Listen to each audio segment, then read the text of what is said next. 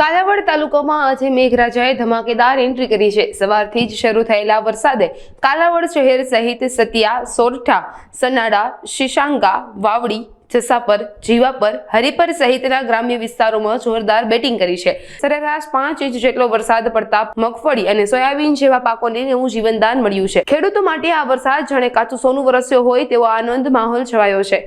વરસાદના કારણે ગામના મુખ્ય માર્ગો પર પાણી ફરી વળ્યા છે અને વાતાવરણમાં ઠંડક પ્રસરી છે, જેનાથી લોકોને ગરમીથી આંશિક રાહત મળી છે।